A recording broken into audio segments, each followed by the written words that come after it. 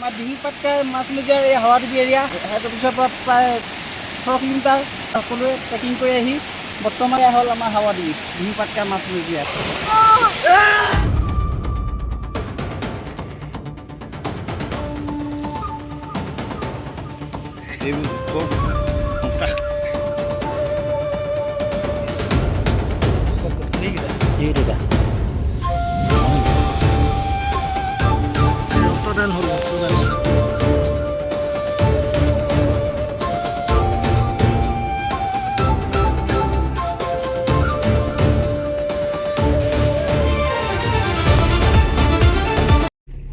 বৰ্তমান আছোঁ শুকানজুৰিত। শুকানজুৰি এই ৰাস্তাটোৱেদি আমি যাব লাগিব বহুত ভিতৰলৈ, প্ৰায় 8 কিলোমিটাৰ দুৰ্গম অৰণ্যৰ মাজেৰে।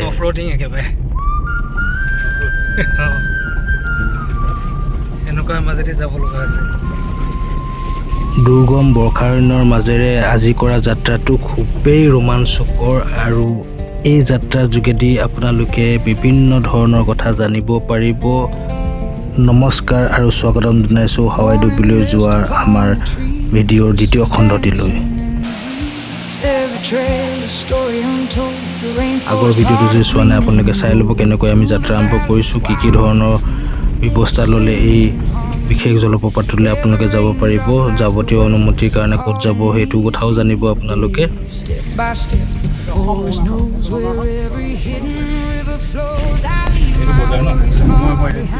ভিডিঅ'টিৰ আৰম্ভণিতে আপোনালোকে দেখিছে যে জোকে কিদৰে আমাক উপদ্ৰৱ কৰিছে, জোকৰ পৰা কেনেকৈ হাত সাৰিব, বা বৰ্ষাৰণ্যৰ ভিতৰত বা জংঘলৰ ভিতৰত যদি আপোনালোকৰ পানীৰ অভাৱ হয় তেনেহ'লে কেনেকৈ পানীৰ সমস্যাটো সমাধান কৰিব, জংঘলৰ ভিতৰত কেনেকৈ দলবদ্ধভাৱে যাব লাগে আমাৰ ভিডিঅ'ত আপোনালোকে দেখি পাব। আৰু জংঘলৰ ভিতৰত ঘটিব পৰা এটা দুৰ্ঘটনা যিটো আমাৰ হৈছে সেইটো আপোনালোকক দেখুৱাম। আমি বৰ্তমান এতিয়া শুকানজুৰিৰ পৰা যাত্ৰা কৰি হাৱাডুবি অভিমুখে গৈ আছোঁ। হাৱাডুবি আমাৰ ডিঙিপাটকাৰ অৰুণাচলৰ বৰ্ডাৰ এলেকাত বহুত ধুনীয়া ৱাটাৰফল। ইয়াত সকলো আমাৰ ভিজিটৰবিলাক বা ডিঙিপাটকা এইটো সুন্দৰ মনোৰম দৃশ্য উপভোগ কৰিবলৈ আপোনালোকে আহিব পাৰে। এইবিলাক বগা এছিয়ান পাৰাডাইজ নেকি? এছিয়ান পেৰাডাইজ, ইণ্ডিয়ান পেৰাডাইজ প্লাকে চাওঁ এতিয়া। আমি যে হেৰি তাৰপৰা আহিলোঁ, কিমান কিলোমিটাৰ আহিলোঁ ইয়ালৈকে? এই বৰ্তমান আপোনাৰ ক'ৰ পৰা? আপুনি সেই ফৰেষ্টৰ অফিচৰ পৰা? 5 কটাৰ পৰা শুকানজুৰিৰ পৰা বৰ্তমান আমি 2 কিলোমিটাৰ আহি আছোঁ। বৰ্তমান আমি ইয়াৰ 4 কিলোমিটাৰ আমাৰ বাসক কেম্প এণ্টিপচিং কেম্প পাম। তাৰ পৰা আমি হাৱাডুবি এলেকা ট্ৰেকিং কৰি যাব লাগিব। এইখিনিতে আপোনালোকক এটা বিশেষ কথা জনাব বিচাৰিছোঁ যে আমাৰ যিবোৰ বৰ্ষাৰণ্য আছে, আমাৰ যিবোৰ জংঘল আছে, এই জংঘলৰ কাঠবোৰ দুষ্কৃতিকাৰী কাটি থাকে। বিশেষকৈ অসম অৰুণাচল সীমান্তত আৰু এটা প্ৰব্লেম হ'ল কি, অৰুণাচলৰ সীমা যিহেতু চিল নহয়, গতিকে অৰুণাচলৰ ফালৰ পৰা বহুতো দুষ্কৃতিকাৰী আহি আমাৰ বন ধ্বংস কৰি আছে। গতিকে আমাৰ জংঘলবোৰ ৰক্ষাৰ ক্ষেত্ৰত অৰুণাচলতে হওক অসমতে হওক যিসকলে কাটি থাকে তেওঁলোকৰ মাজত সজাগতা সৃষ্টি কৰিবলৈ হ'ল। কাৰণ গছ নাথাকিলে আমি অক্সিজেন নাপাম, আৰু অক্সিজেনৰ কিমান দাম আপোনালোকে জানেই। ভাটিকা লেঞ্চিটিলা মৰহাল এণ্ডেমিক স্পিচিছ হয়, আমাৰ নৰ্থ ইষ্টতে পায়। মেডিচিন প্লাণ্ট গছ ঠাই আৰু বহুত ভাল তাৰমানে। কোনজোপা? মহাল। মহাল এইটো গেধা মহাল বুলি কয়। আৰু এটা পৰ্বতীয়া মহাল আছে। কোনজোপা মই স্পেচিফিক দেখুৱাই দিম? এইটো ভাটিকা লেঞ্চিটিলা গেধা মহাল। এণ্ডেমিক স্পিচিছ লুপ্ত প্ৰায় হৈছে, নৰ্থ ইষ্টতে এইখিনি পায় তাৰমানে গছ আমাৰ। সেইকেইটা বহুত ভাল হয় তাৰমানে। আমাৰ এই ডিঙিপাটকাত আপোনালোকে শুনক যে এইটো চিকাদা বুলি কয়, অসমীয়াত গয়েং। এই সময়ত গোটেই আমাৰ ডিঙিপাটকাখন এই গয়েঙে গোটেই তাৰমানে হুলস্থুল লগায়। ইয়াত আহি সকলো পৰ্যটকে এইবিলাক উপভোগ কৰিব, যাতে ইয়াৰ যিবিলাক শব্দ আৱাজ, চৰাই চিৰিকটি, এইটো চিকাদা সকলো আপোনালোকে আহি চাই যাওঁহি। গাঁৱত এতিয়া নাই বৰ্তমান।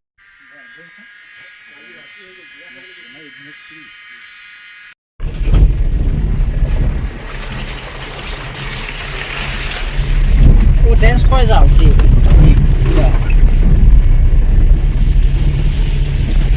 গছ আছিলে পুৰণা আছিলে, অৰুণাচলে কাটি দুইটা লৈ গ'লে অসমত কেম্প বহা নাছিলে।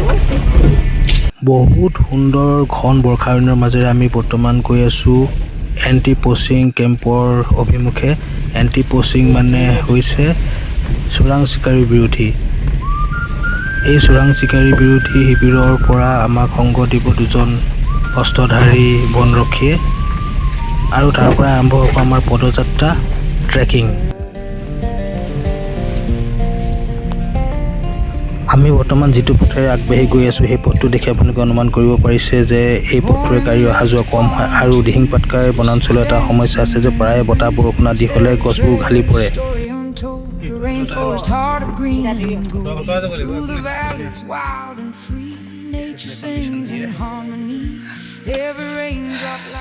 এয়াই জীৱনত সমস্যা থাকিবই। এই পথটোত পোৱা সমস্যাটো আমি সমাধান কৰি আগবাঢ়িব লাগিব। গতিকে এই গছজোপা আঁতৰাবৰ কাৰণে আমি ব্যৱস্থা ল'ব লাগিব। এই ফুলাজোপা এইটো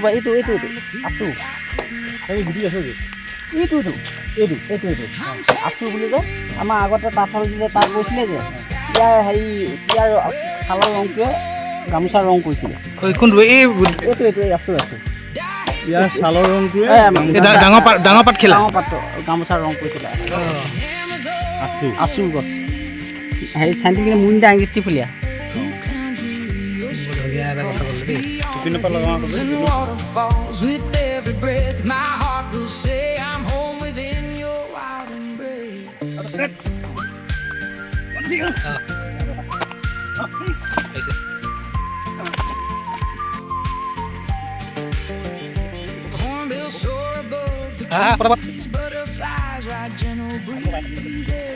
বাটৰ সকলো বাধা অতিক্ৰম কৰি অৱশেষত আমি প্ৰথম গন্তব্যস্থান বাছব এণ্টি-পচিং কেম্পৰ ওচৰত পালোহি আৰু এইখিনি ঠাইতে ৬০০০ জোপা হলং, মেকাই আৰু নাহৰ গছ লগোৱা হৈছে।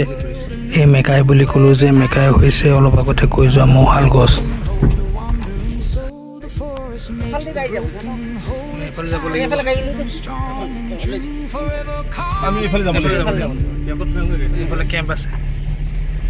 জংঘলৰ ভিতৰত থকা কেম্পবোৰলৈ গৈ খুবেই ভাল লাগে। বিশেষকৈ চাংঘৰ আৰ্হি যিবোৰ কেম্প থাকে সেই কেম্পবোৰ দেখিয়ে মনটো ভাল লাগি যায়। আজি এই কেম্পৰ ওচৰত পাইছোঁহি। আপোনালোকে দেখি পাব কেম্পটো খুবেই সুন্দৰ।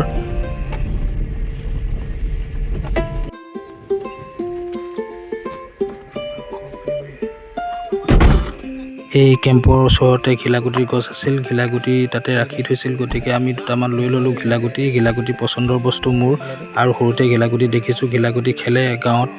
বৰ্তমান ঘিলাগুটি দেখি পোৱা নাযায় গাঁওবিলাকত।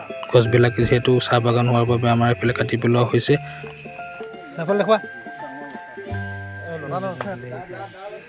এই এণ্টি-পচিং কেম্পৰ পৰা আমাৰ লগত দুজন অস্ত্ৰধাৰী বনৰক্ষী যাব। যিহেতু এই বনাঞ্চলত আমাৰ সুৰক্ষাৰ কথা আছে। বিভিন্ন জীৱ জন্তুৰ লগতে আমাৰ এই বৰ্ষাৰণ্যখন হাতীৰ অবাধ বিচৰণস্থলী। মোৰ বিভিন্ন ভিডিঅ'ত আপোনালোকে বন্য হাতী দেখি থাকে। বৰ্তমানো যি যাত্ৰা কৰিছোঁ এই যাত্ৰাটো আপোনালোকে হাতীৰ উপস্থিতি অনুমান কৰিব পাৰিব। আমাৰ বৰ্ষাৰণ্যখন জৈৱ বৈচিত্ৰ্যৰে ভৰপূৰ। ইয়াত বিভিন্ন ধৰণৰ পোক পতংগৰ উপৰিও বিভিন্ন ধৰণৰ পখিলা আছে, চৰাই আছে, যিবোৰ মই আগতে দেখুৱাইছোঁ বা ভৱিষ্যতে জনাম আপোনালোকক। আমাৰ এই বৰ্ষাৰণ্য চিৰসেউজীয়া। বছৰৰ প্ৰতিটো মুহূৰ্ততে আপোনালোকে সেউজীয়া গছপাত দেখিব।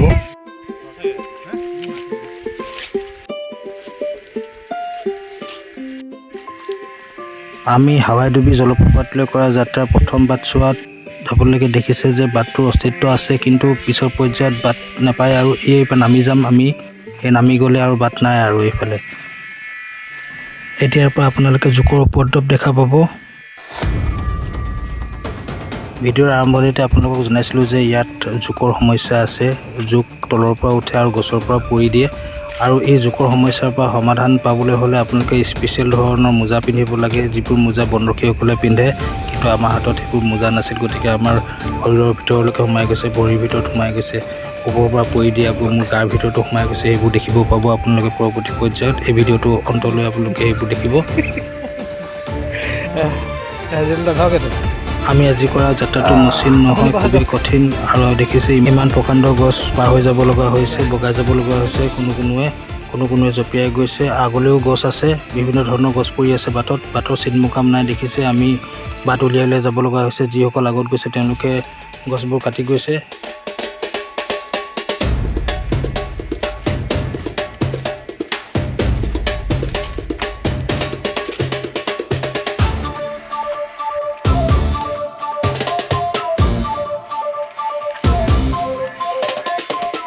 আমাক দেখি আপোনালোকৰ লাগিব খুব সহজে আমি গৈ আছোঁ, কিন্তু এই যাত্ৰাটো সহজ নহয়। জোতা নিপিন্ধিলে তলত শিলগুটি আছে বিভিন্ন ঠাইত, ডাঙৰ ডাঙৰ শিল, সৰু সৰু শিল, যিবোৰ জোঙা জোঙা শিল আছে এইবোৰ খুজিবও পাৰে। বিভিন্ন ধৰণৰ কাঁইট আছে, গাঁত আছে, হাতীৰ অৱস্থিতি আছে, হাতীৰ আপোনালোকে গোবৰ দেখিব ইয়াতে। আৰু আমি যিফালে গৈ আছোঁ এইফালে ওখ, আমি পাহাৰতহে উঠি আছোঁ প্ৰকৃততে, কিন্তু আপোনালোকৰ এনেকুৱা লাগিছে যেন আমি সমান ঠাইত গৈ আছোঁ। এই কিনাৰৰ ফালে কিন্তু বহুত দ খাৱৈ।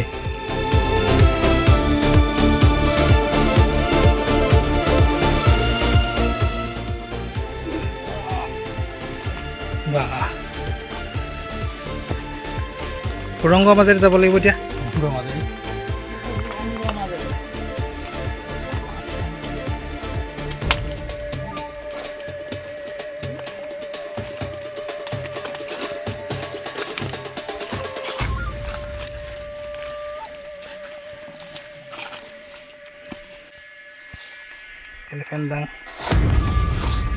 এতিয়া আপোনালোকে ভাবিব পাৰে যে হাতীৰ গোবৰ কিয় দেখুৱাইছোঁ। হাতীৰ গোবৰ দেখুওৱাৰ এটাই উদ্দেশ্য যে হাতীৰ উপস্থিতি ইয়াত কিমান সময় আগতে হৈ গৈছে তাক ধৰিব পাৰি হাতীৰ গোবৰ চাই।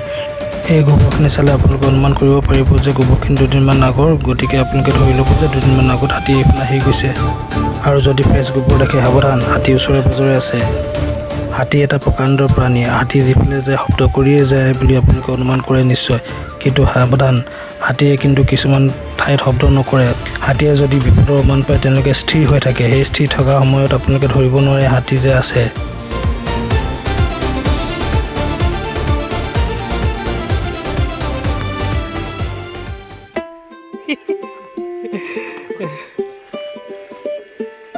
অৱশেষত আহি আমি উপস্থিত হ'লোহি বাচৱ নলা। এইটো এটা পানীৰ সুঁতি, সেই সুঁতিটো গৈ জলপ্ৰপাতত লাগিছে।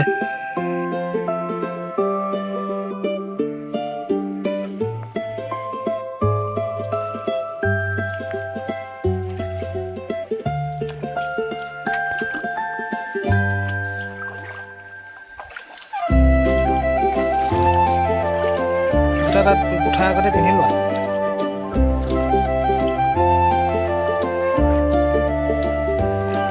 Stones are very slippery. এই জোক ক'ত সেইকেইটা? সেইটো এটা ধেমালি নেকি? আৰু লাগি আছে নেকি? নাই থকা নেকি চাইডত?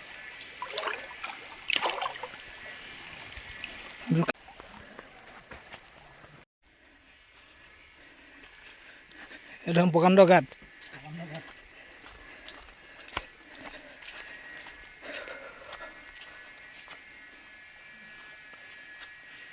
এইটো প্ৰাকৃতিকভাৱে হৈছে নেকি? এইখিনি পাৰ হোৱাৰ পাছৰ ঠাইখিনি খুবেই কাঁইটীয়া, বেতগছো আছে আৰু বিভিন্ন ধৰণৰ কাঁইট আছে। চোলাবোৰ কাঁইটত লাগি ধৰে আৰু পেণ্টতো মোৰ লাগি ধৰিছিল।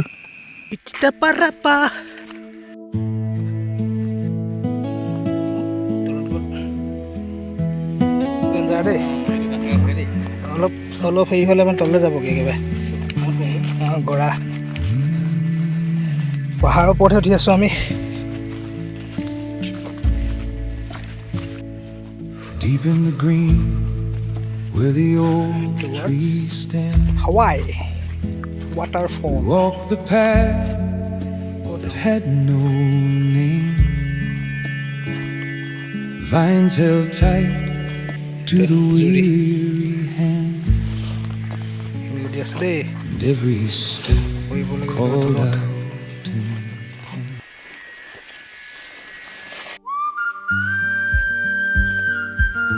হাফ চাৰ্টৰ কাম নাই, পুৰা কাঁইটে কাঁইট। তামাম বেতগছ।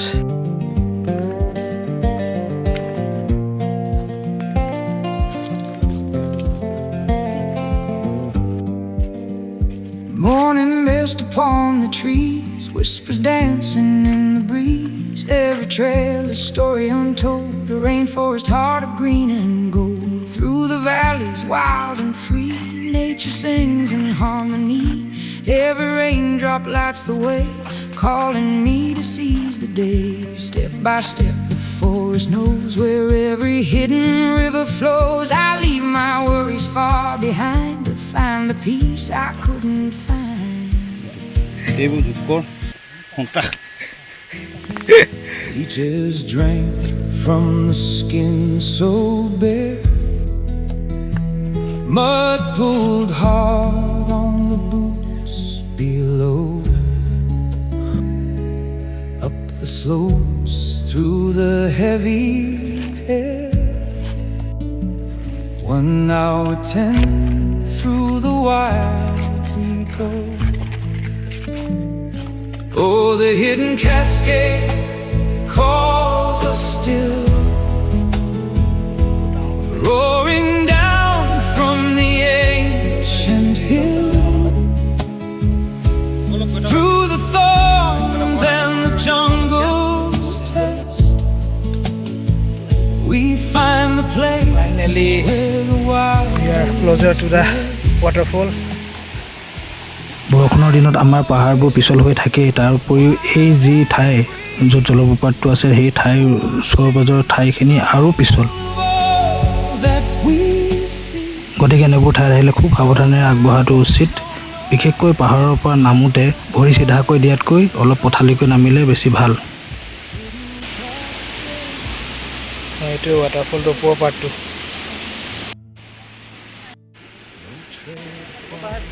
চোলা খুলি দে ঐ। বৰ্তমান আমি এঘণ্টা ট্ৰেকিং কৰি হাৱাদেৱী এলেকাত এয়া উপস্থিত হ'লোহি। এইখিনি হৈছে জলপ্ৰপাতৰ ওপৰৰ ঠাইখিনি। ইয়াৰ পৰাই তললৈ পানীখিনি নামি গৈছে। পানী বৰ্তমান সময়ত কম, কিন্তু আমি তললৈ নামি যোৱাৰ পিছত পানী খুব বাঢ়ি গ'ল আৰু অৱশেষত পানী বেছি বাঢ়ি হোৱাৰ কাৰণে আমি ওপৰলৈ উঠি আহিব লগা হ'ল। তাৰ আগতে আমি খুবেই আনন্দ কৰিলোঁ, জলপ্ৰপাতত সাঁতুৰিলোঁ, জলপ্ৰপাতৰ ওচৰলৈ গ'লোঁ। ওচৰত খুবেই ভাল লাগে জলপ্ৰপাতৰ তলত। হাৱাদেৱী পালোহি ওপৰৰ পাৰ্টটো। Trees opened and the mist rolled in, and the thunder of beauty shook the core. ৰক্তদান হ'ল, ৰক্তদান। যা এৰি দিছোঁ তোক জংঘলৰ বুলি। জলপ্ৰপাতৰ তলত থাকিলে বহুত আনন্দ অনুভৱ হয়। তাৰ যি পানী ছিটিকনি, সেই ছিটিকনিবোৰে অভূতপূৰ্ব এটা পৰিৱেশৰ সৃষ্টি কৰে। সেইবোৰ থাকি গৰমৰ দিনত খুবেই ভাল লাগিব আপোনালোকৰ। Here in the গৰমৰ দিনত কৰা আমাৰ এই যাত্ৰাত আমাৰ সকলোৰে অন্তকণ্ঠ শুকাই গৈছিল। জংঘলৰ মাজত কৰা এই পদযাত্ৰাত আটাইতকৈ পিছ পৰি আছিল জিতুল্লা হাতী। জিতুল্লা হাতী অহালৈ আমি ৰ'লোঁ, তাতে পানী অলপ খালোঁ। আমাৰ যাত্ৰাৰ আটাইতকৈ কঠিন মুহূৰ্তত আহি আমি উপস্থিত হৈছোঁহি। এইখিনি ঠাইৰ পৰা তললৈ নামি যাবলৈ বহুত কঠিন, থিয় গৰা হোৱাৰ কাৰণে। তাৰোপৰি পানী পৰি ঠাইটুকুৰা বৰ পিছল হৈ থাকে। এই বহুত থিয় হৈছোঁ। এইটো কিন্তু বহুত সাৱধান নিন দেই। দিগদাৰ আছে। যাওক যাওক। মানে অসমৰ ভিতৰতে এটা নম্বৰ পাব। এইটো আমাৰ ইয়াত থকাৰ ভিতৰত ডাঙৰ দেখিছোঁ চবতকৈ। wild and true, teaching the heart what it means to be new, untouched and endless, forever strong. The hidden cascade carries us on.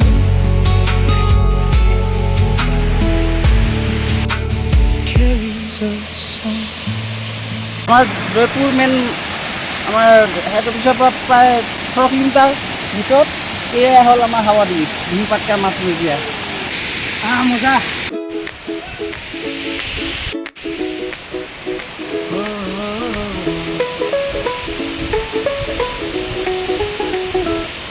चलना है हमें दूर और दूर, मंजिल है कहीं, एक आवाज है दिल की, हमें सुनना है अभी।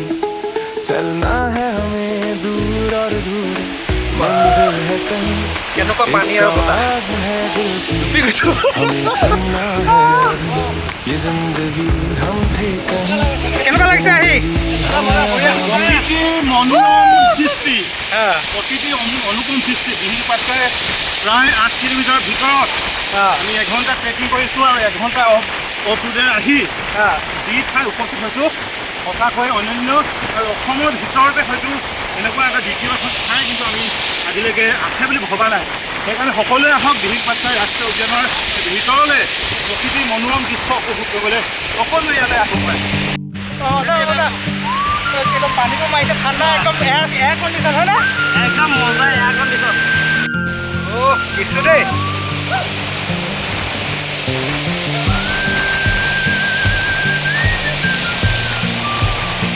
পুৰা পানী মাৰিছে আকৌ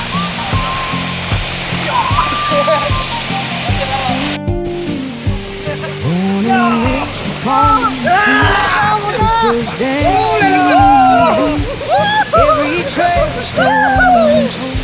The rainforest heart of green through the valley, walking free. Nature sings in harmony.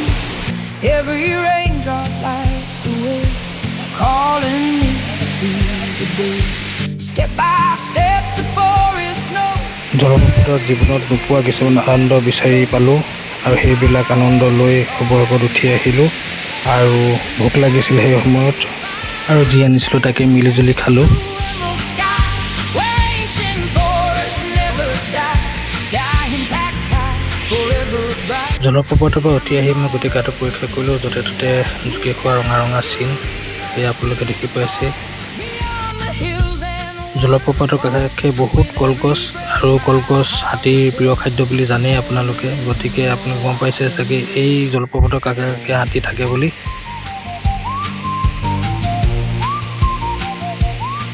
এই জলপ্ৰপাতটো উঠাটো যিমান সহজ, নমাটো তাতকৈ 100 গুণে অধিক কঠিন। গতিকে যিসকল ফিজিকেলি ফিট নহয় ইয়ালৈ নহাই ভাল। পিনি অহাৰ কাৰণে এনেকুৱা অৱস্থা মেহেন্দি লগাই দিলোঁ পুৰা আমাৰ এই উভতনি যাত্ৰাত জিতুল দা আটাইতকৈ পিছত আহিছিল। তেওঁ হাতত ভেজা খাই তেওঁৰ হাতত দুৰ্ঘটনা এটা ঘটিল। এয়া চাওক, জিতুল দা হাতখন বান্ধি দিয়া হৈছে।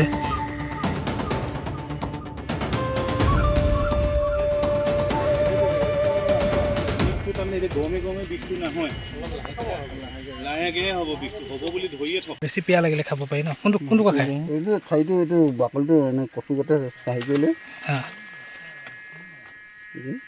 এইটো ন পানী খাব পাৰি যাব।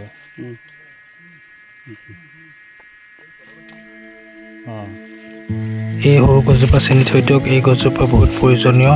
জংঘলত যেতিয়া আপোনালোকৰ পিয়াহ লাগে, পিয়াহ গুচাবৰ কাৰণে এই গছজোপা ব্যৱহাৰ কৰিব পাৰি।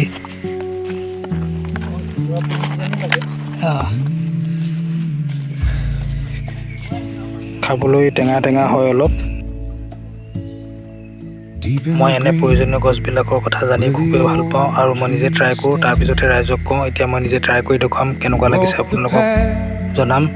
that had no name. Vines held tight to the weary hand, and every step called out in pain. মজা টেঙা টেঙা Reaches drank মজা from the skin so bare, mud pulled hard. এই বৰ্ষাৰণত বহুতো আপুৰুগীয়া আৰু সোৱাদযুক্ত বস্তু আছে, বিশেষকৈ তেলি কচু আছে। যিসকলে জানে তেলি কচু কেনেকুৱা তেওঁলোকে বুটলি আনিছে। আমি আহি আহি অৱশেষত বাছপ এণ্টিপচি কেম্পৰ ওচৰত পালোঁহি। সকলোৱে অলপ সময় জিৰোৱাৰ পিছত আগবাঢ়িলোঁ কেম্পৰ ফালে। Oh, the hidden cascade. কেম্পত গৈ আমি সকলোৱে গাৰ পৰা জোক আদি আঁতৰালোঁ। সেইটো লাগি আছে পুৰা। এইটো খাই একদম মস্ত হৈ আছে।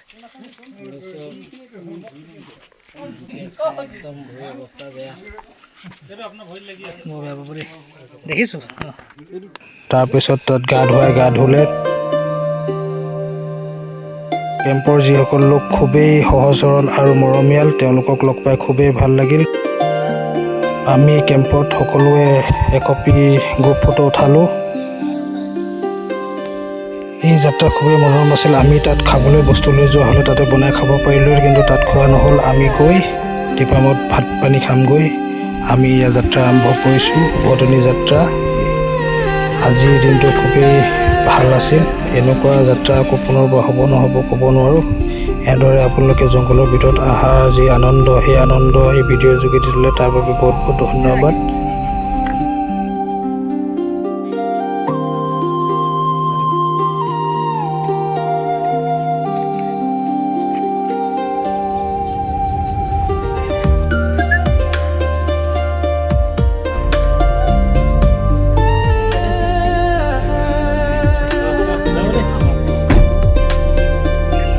ভৱিষ্যতে আপোনালোকক পুনৰ লগ পোৱাৰ প্ৰতিশ্ৰুতিৰে আজিলৈ বিদায়। ধন্যবাদ।